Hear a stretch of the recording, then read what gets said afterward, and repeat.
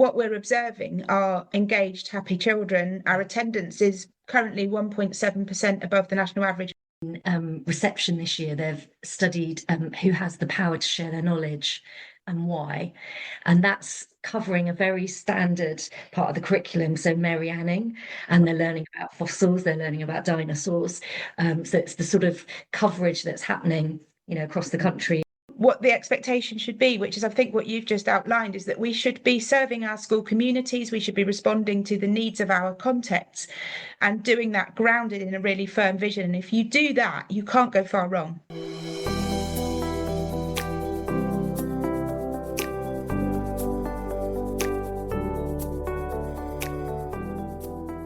Hi, welcome to Creative Minds Shaping the Future. I'm your host, Emma Palastanga. I'm an educator, author, and now podcast producer, curious to discuss a range of views on creativity and curriculum. If you have listened to episode 0, you will have heard me say that while some feel the need to get through the curriculum, Tina Farr takes a different stance. Tina and her Deputy Clare are passionate educators interested in transforming schools into systems where staff and children thrive and learn rapidly from feedback. Like me, their driving inspiration is the late Sir Ken Robinson, and they wanted to create schools with conditions where each individual, child or adult, can unleash their creativity, belong and thrive socially and academically. What leapt out of their social media posts for me was the following: a passion for play, a play-based approach to learning; joy and belonging workshop to reverse the recruitment and retention crisis and bring back the joy to our schools; the curriculum of hope, a pathway to authentic, meaningful education that cultivates the creative potential of teachers and students; their passion sharing assembly. What happens when we put philosophical questions at the heart of the learning, they ask. We are more than machines designed to get our schools to the top of a league table, they say. We are gardeners of human potential.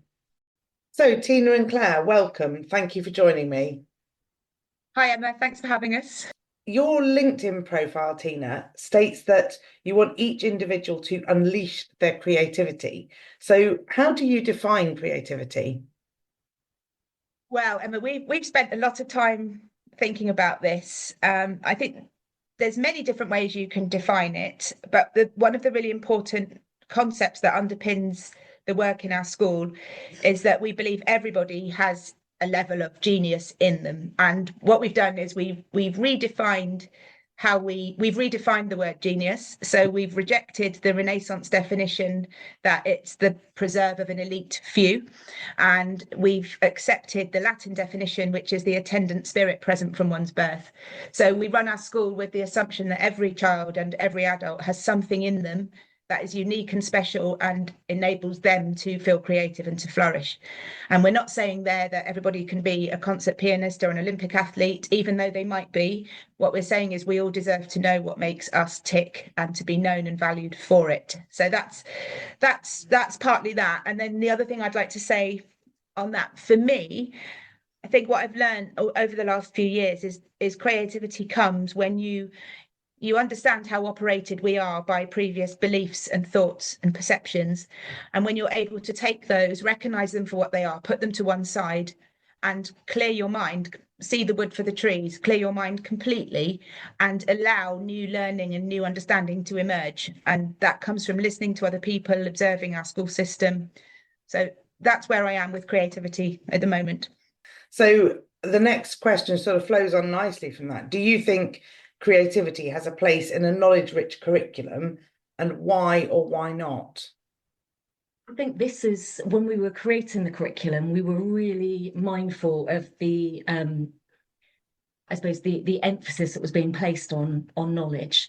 And we knew as we began to sort of create these projects that they were going to be really knowledge rich, that we were going to go way over and above the national curriculum requirements for knowledge.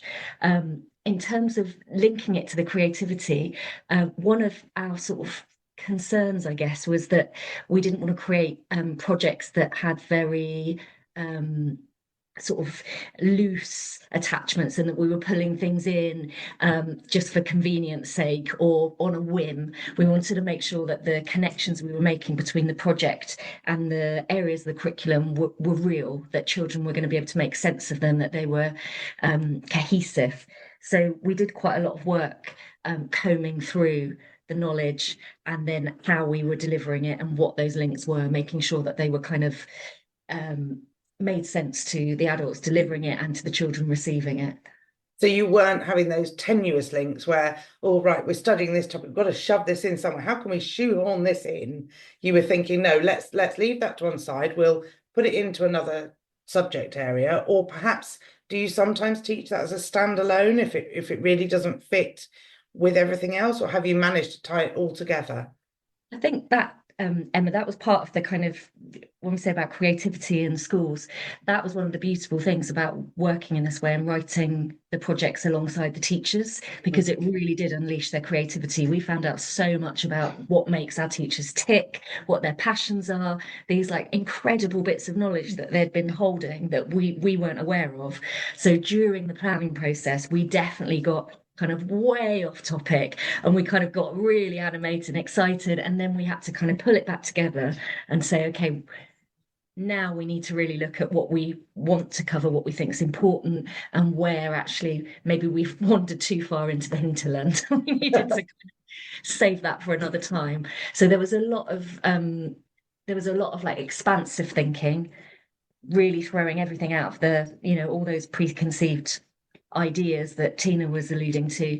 We tried to completely clear the desk of those and let people's creativity run wild. And then we used a kind of some filters to kind of bring it back so that we knew what we were teaching had that coherence. And certainly there are bits that we still teach discreetly because we weren't interested in making those tenuous links. Yes, I think that's so powerful, isn't it? And also not using an off the peg system. I know there are some brilliant ones out there, but actually, when you give teachers that power, they get really involved, really interested, really invested in what you're doing. I wonder, have you found that within your school? Absolutely, yes. I'm glad you asked that question, Emma, because that's the bit that we should have been prepared for when we think about what happened in that first week when we met with Deborah Kidd and started to write these projects. And we did do what I described earlier. We suspended all of our previous beliefs. We actually put the national curriculum to one side at that point just to see what would happen. And we let something out of the box that we haven't been able to put back in, and that's absolutely right. And the reason why creativity is so important, and I'm a massive Ken Robinson fan. I know you'll have picked that up from the website and my LinkedIn page, and that's what got me into headship. But when we ask our teachers now, and when we talk to them at the end of projects, they're saying things like they're delighted by how curious they are now as learners. And this is a direct quote from one of our Year 4 teachers. Said she's constantly reading about the topic and sharing with the children. She's unconsciously showing herself as a happy learner and inviting them to do the same and exchange. So she's saying things, I read this recently, and then all these hands are going up, and I did that last night, and I went on this thing and I saw this. So it's because that it's not, there's a definite plan, there's definite sequence, but it's not just linear. It's allowed to loop off, and the children's and the adults' interests are coming in. And when you talk to teachers at the end of their projects, they're so animated at the learning exhibitions, and they're falling over themselves to tell me what they've learned and how they felt during the project, and so are the children. So I think something that I've really realized through this process is I don't think you can really have truly creative learning environments if your staff don't feel that way themselves. And if they feel that way themselves, they then can't not be that way with the children. And isn't that, like you say, that's so infectious, isn't it? Yeah. Actually, and I've written down some words that jumped out at me there, and I thought, you've got a living curriculum. Yeah. Yes, you've got a document. Yes, you've thought about it. You've got that sequence. You've got the knowledge rich. But my goodness, that teacher reading up about it, sharing with the children then bouncing off that. How energizing, how exciting that is for your children. It's certainly a far cry from what we hear about, what I read about on social media in some schools and what I experience in others, where it's chalk and talk. We must deliver robotically. We must all do the same thing and deliver from the whiteboards or the chalkboards or the, you know, whatever. We must deliver this curriculum. The children must receive the knowledge. Yes, the knowledge is important, but not at the exclusion of that engagement, that excitement. And the other thing you talked about was the feelings, how the children felt. And I wonder the impact that your curriculum has had on the children's mental health. Judging by the way they show up day to day, I would say pretty positive. And the way they, particularly the way they show up in learning exhibitions. I mean, I'd love you to come one day to one of our learning exhibitions and just immerse yourself in talking to the children, because they're falling over themselves to share their response to the big inquiry questions, as well as the knowledge that they've gained. So it would be hard to make a direct link to mental health, but what we're observing are engaged, happy children. Our attendance is currently 1.7% above the national average, and we don't use any fining systems. We don't threaten our parents. You know, we work in a really relational way around that. And I think that the fact that the attendance is good suggests that our children are, you know, on the whole, they want to come to school and they're engaged. That was the phrase in my head, that they want to come to school. You're providing that exciting menu, if you like, for them. They want to come in, they want to try these things, they want to find out more. And that's so powerful. And the difference between those children who are really switched on to their learning because it's exciting and engaging, and those that are switched off, I really do believe that it shows up in behaviour and attendance. And I'd add to that as well, I think the learning, they do find it exciting, but it's the purpose behind it, so that we're really clear that actually this curriculum is about children really feeling that what they're learning is important and it's got a greater purpose. They're part of something bigger than themselves. We're not just learning it because it's on the curriculum, we're learning it because this really matters. And there's a massive emphasis on connection. So the project's linked to, you know, it's how we connect to one another, how we're connecting to the direct community, how we're connecting to the wider global community. And I think that sense of children coming to school and going, actually, I'm showing up because what I'm doing today is really important, and I'm going to let down my class, or I'm going to let down, you know, some sort of bigger calling that they have through these projects, that means that they need to show up and they need to do this learning because it's imperative. And I think that does make you feel good, doesn't it? Absolutely. And I think, again, when you were talking there, the words that came to my mind were the purpose that you said and the context. Why are we learning this? What's the point? And when I was a child, I think I used to annoy my teachers. I remember learning trigonometry. I said, well, why are we learning this? Yeah. And she'd say, well, because we are. I said, no, but I'm not going to be a builder. I don't need to make roof trusses. Why am I learning here? You know, that was all I could see in my mind. So I think if we give children that purpose and that context, and like you say, connection is a real passion of mine as well. I think there are a lot of similarities between my thinking and what you're saying. Absolutely. Interested, Emma, you know, what you just said about your own experience of school. So I'm currently covering maths every day in year 5 because the teacher's off on long-term sick at the moment.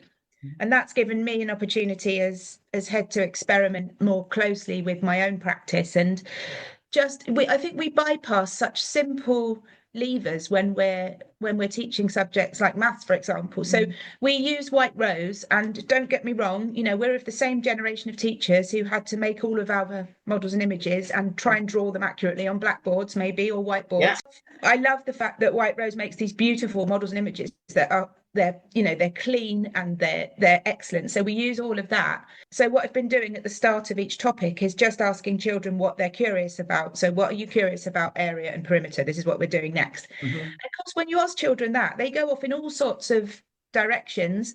We've also let them search online as well to look at, for example, they were looking at decimals the other day and how decimals would relate to things that they're interested in. And it's such a short amount of the unit of work that we spend doing that, but it fires up. And every lesson we looked back at the questions they'd come up with and their curiosities to see if we'd answered them.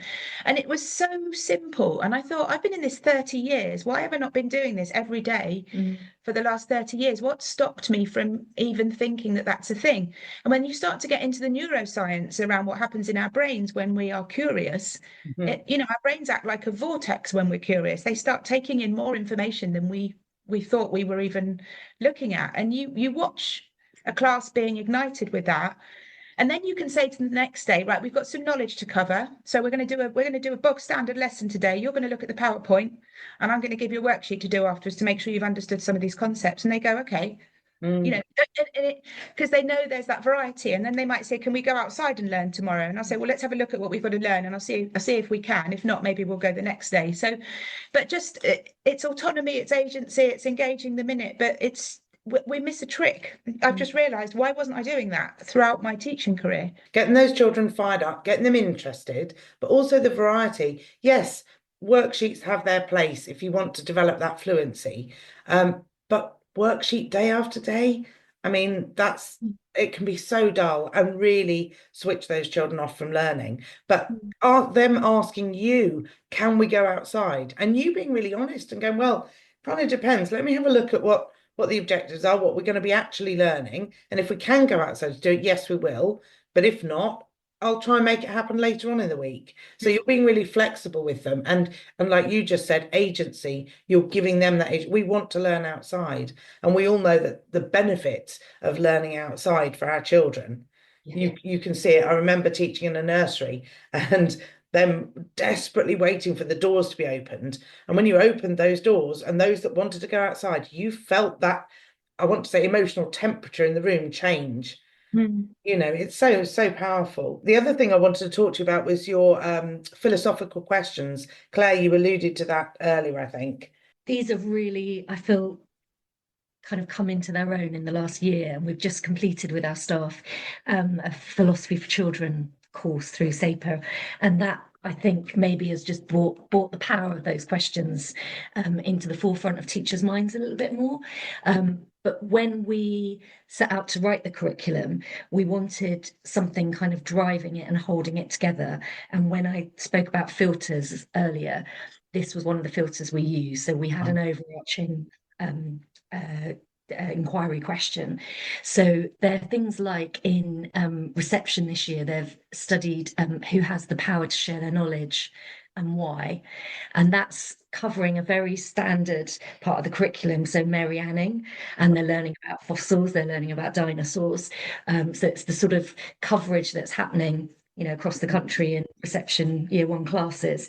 But by using the philosophical question of who has the right to share their knowledge and why, they end up going much more deeply and investing much more deeply in who Mary Anning was and why, when she was such a brilliant and talented paleontologist, she wasn't given the credit or the airtime that she deserved to share her findings. And they just become utterly outraged by this. And that, having that sort of, again, that emotional imperative to go, that wasn't right, and we want to understand that more, and we want to make sure that's not happening in our classroom now or in the school now. It's just it's really supercharged the projects, I think, and it also just gives that open space for debate and discussion. So at the beginning of the topic, the projects, the children maybe haven't formed their opinion on it, they don't know enough, they're not really sure, but going back to that question throughout the project and then again at the end, and really getting children to articulate their understanding of that and where their thinking's, you know, they're constructing meaning for themselves. Absolutely. It's been really phenomenal. That's been the deep learning. And we had year 5s were studying do humans need art and why?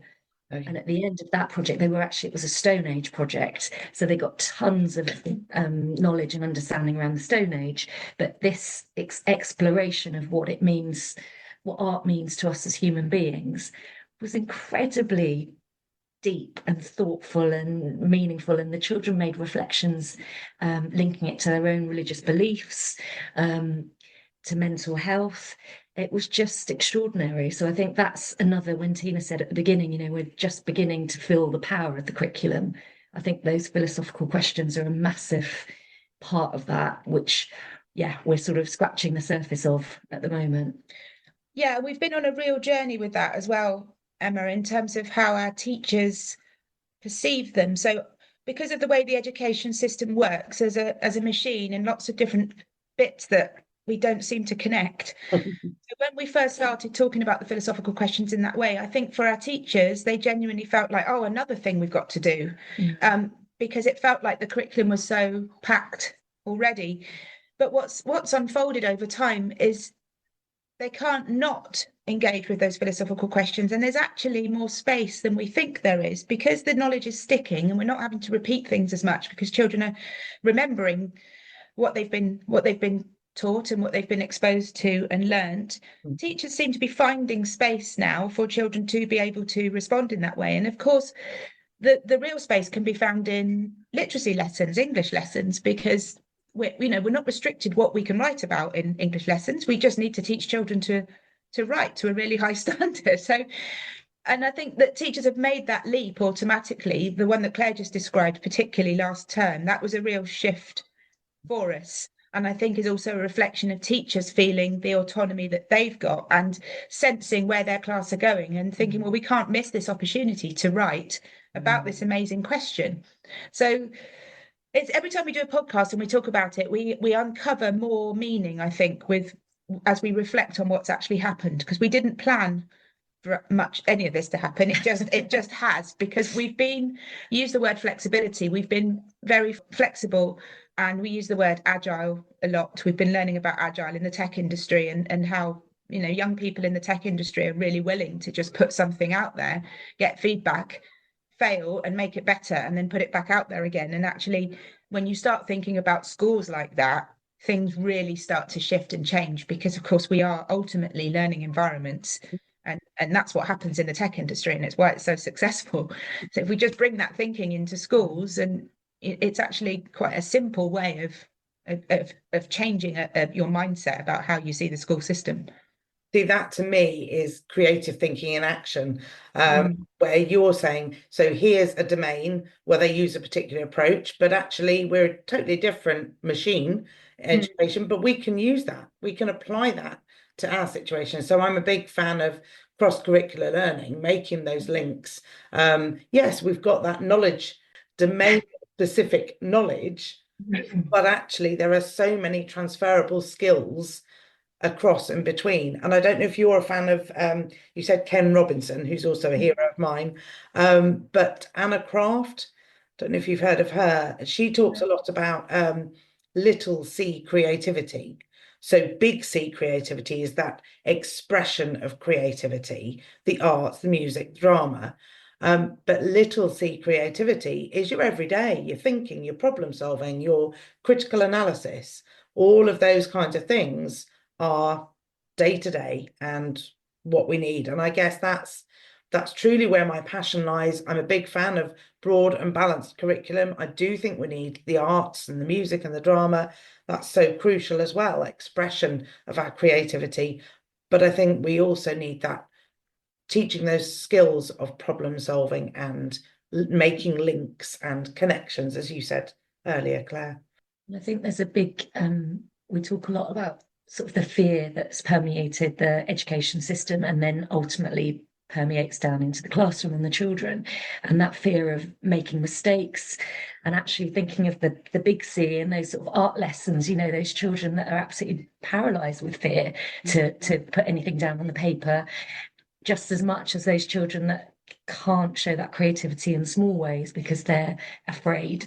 And I think taking that agile approach, it took a long time for our teachers, I think, to really believe that we meant it, that it is okay to try something. And obviously, if it's not working, we will look together and try and, find a better way forward. But nobody's going to come down on you like a ton of bricks for trying something that then doesn't work. And we have to, I think the teachers believing that, which I feel they really do believe that now means that the children believe it, so that they're more willing to put themselves out there in that creative space and try things, and know that if they can't do it yet or it hasn't worked this time, it's not the end of the world. There's going to be no judgment, no shame attached to that.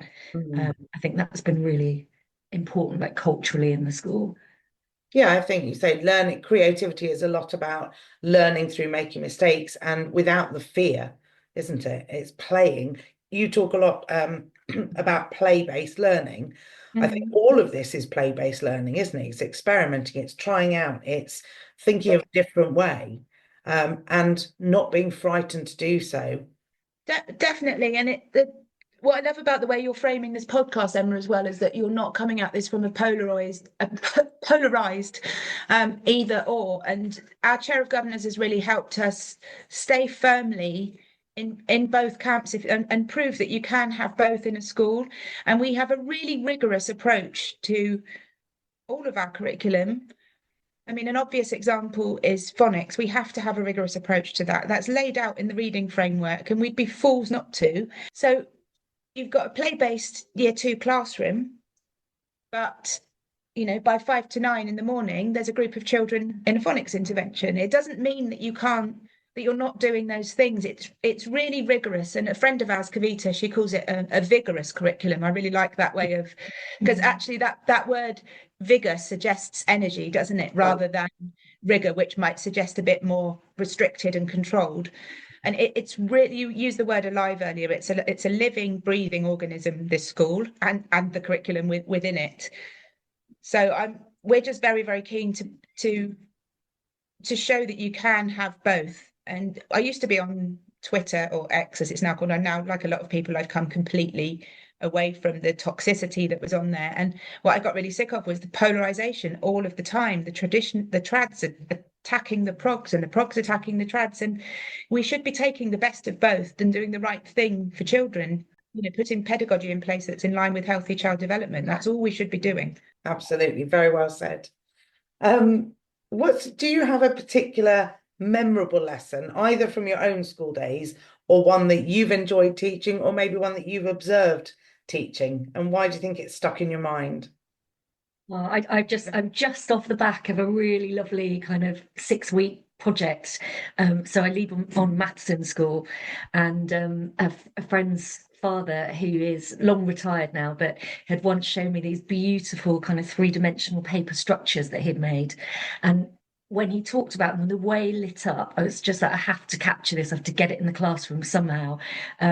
So I managed to scoop out a little group of children from year 6 who I knew I wouldn't be disadvantaged them by not covering the curriculum that was happening in the classroom, but that showed a real interest in maths, and I felt like they had a lot more to offer. So we did this project, and it goes back to what Tina was saying about exploring the children's curiosities and just not holding anything too tightly. So we went in and we just gave the children these structures and asked them questions, asked them what they wondered, what delighted them about the structures, what surprised them, and the kind of things that, the directions they took them in was just extraordinary. And then because I had my good friend Graham there with all of his sort of knowledge and understanding and background in architecture, he was able to then give them vocabulary that they needed in order to, they were alluding to quite sophisticated concepts, but he could give them the vocabulary that then meant they could explain it properly. And we just kind of co-constructed over the 6 weeks these lessons. And by the end, we had children, some of them were working out Sierpinski's pyramid formula, which is so advanced. Some of them were creating these like collaborative 3-dimensional models. Some of them were just playing and designing their own 3-dimensional models, trying them out, seeing if they worked. And it just standing back and seeing the children really in that creative flow state, where I was literally just facilitating and, asking questions or giving them little bits of skill, like if they were using a craft knife, for example, or something, but working in that way was just such a lovely experience for me. And what I loved was the impact it had on the adult as well. So Graham, said he's in his 80s, but he was messaging me most evenings with things that he had spun off and found out about and looked at. And so it was that real sense of actually everybody in that room was really alive in that learning. So that, I'm still quite high on that, as you can probably tell. But isn't that lovely to feel that excitement, that energy, and that high from learning opportunities? And it didn't just affect you, it affected the children, and it affected Graham too. So how wonderful that collaboration, that excitement, that energy. And you alluded to flow. I'm a big fan of flow, and I don't think you get that when you box up subjects and do that chalk and talk approach. Where's the flow there? And that's such a joyful thing. And I know, Tina, again, you talk about joy and belonging when you talk about your staff training and teachers coming into the profession. We need more of that, not just for our children, but also for our staff within the schools, don't we? Absolutely. And schools should be guaranteed to be like that because of the very nature of our jobs. As I said, it's all about how we think about things. And if we think about schools as human flourishing for all of the people in that building, the children and the adults, if you start to think of it like that, then you start to chip away at the things that you're doing that aren't actually contributing towards that, or things that we perceive we have to do. And one of those for me would be sitting children down on their bottoms in year 1 and year 2, and sadly in some schools even in reception. And it's so obviously wrong for them, and is so obviously stripping the joy out of the learning for them and their teachers. So these practices have taken away what should be a very natural result of being in schools. And I've had interesting conversations with unschoolers before. I had a particularly interesting one at Rethinking Education conference with James Mannion a couple of years ago, where somebody who was running an alternative provision type school, a paid not-for-profit one for a couple of days a week. And she actually said to me, "You can't do the things that I do." And I said, "I beg to differ. I absolutely can. I can't do them in exactly the same way as you, but the underlying principles." So, for example, having a check-in at the start of every day with the children. So we do that now. We understand that it's worth the time just to check how everybody's doing, check the temperature of the room. They use zones of regulation just to say. And I think sometimes we're worried about asking children how they are, just in case they tell us, and then we've got to do something about it. But often, for most humans, once they've said how they are and they've felt seen and heard, they're going to feel better anyway. So all of these things it's not possible to do it in a mainstream in exactly the same way as it might be with 12 children in a forest environment and outdoors all day. But there are certain elements of it that you can take on, and the agency and autonomy and the emotional regulation are part of that. Again, there's your creative thinking. I beg to differ. I can do that. And your dogged determination, Tina. I can and I will. It was one of those real tumbleweed moments, because I was the only mainstream person in the room, and the person leading the session was really kind of on the chair saying, "Tear down the education system." And I put my hand up and said, "I respectfully disagree that we need to tear it down. There's some things we need to change. We need the education system." The whole room kind of went and turned to look at me when I said I was a mainstream head teacher. So I thought, well, here's an audience. So, and we actually had and fair play to the facilitator, we had a really respectful debate about it. And I think she had a paradigm shift, and so did I. And it made me even more determined to pursue this line of thinking. Brilliant. So off the back of that, then, what's next for you, Tina, you, Claire, and St Ebbe's as a whole? Well, like I said earlier, Emma, now we've let this out of the box. Now we've unleashed creativity in our staff. We can't put it back. So all we can do is roll with that and observe what's happening, observe the system, observe the relationships between the parts, and see what emerges.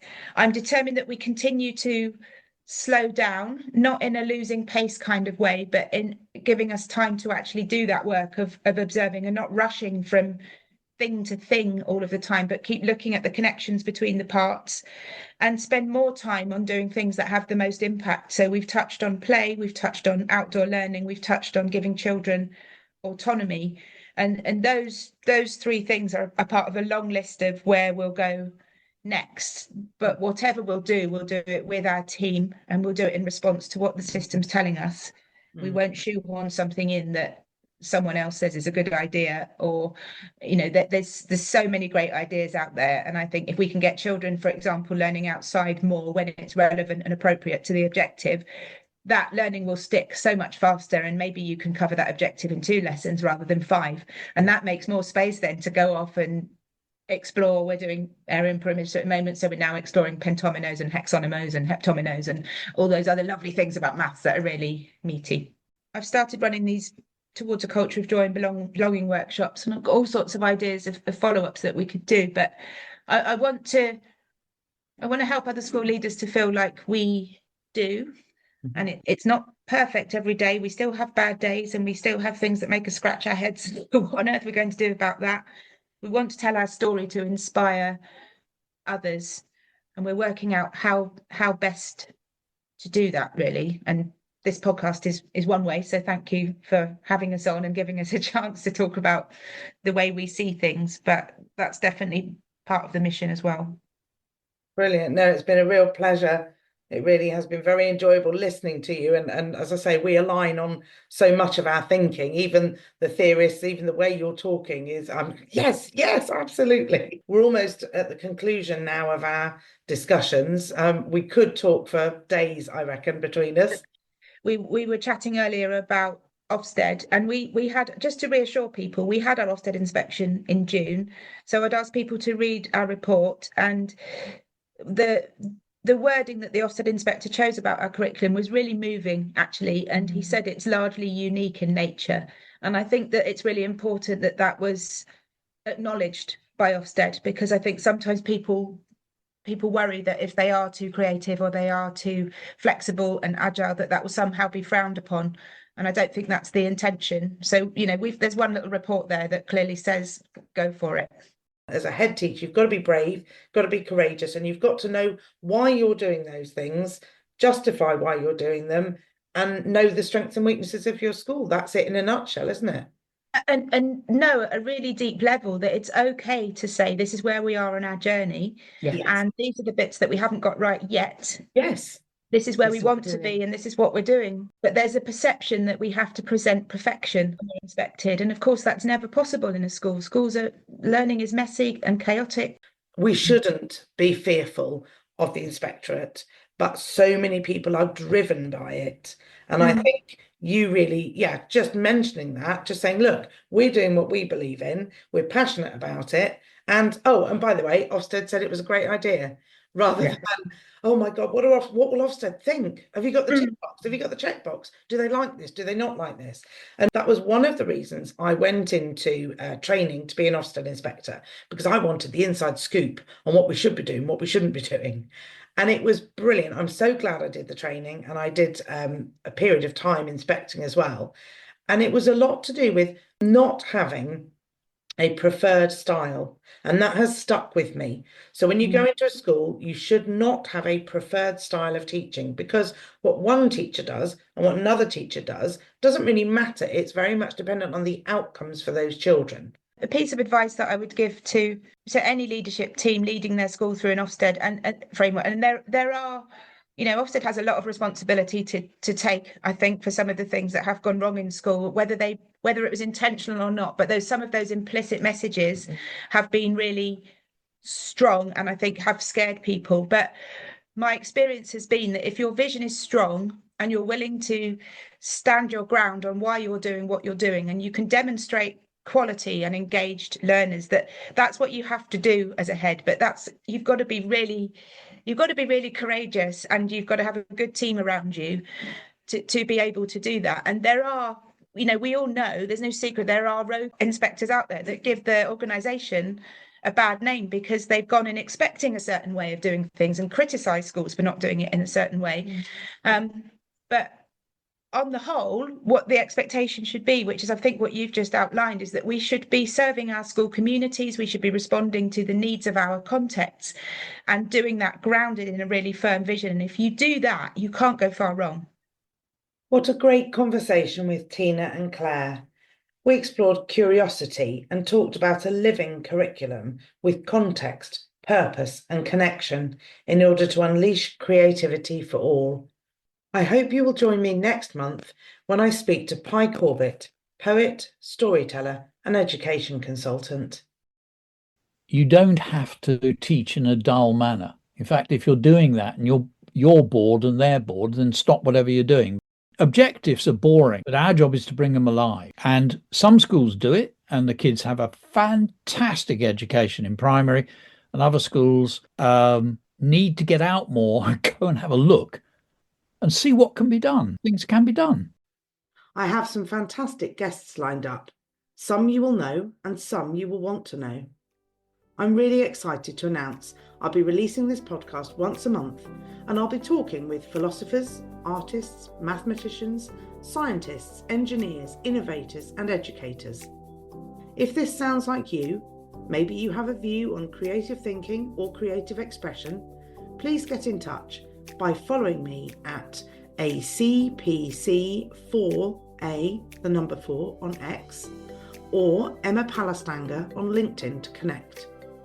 Please subscribe to this podcast so that you can stay up to date on the release of each episode. Thanks so much, and I'll see you on the next episode of Creative Minds Shaping the Future.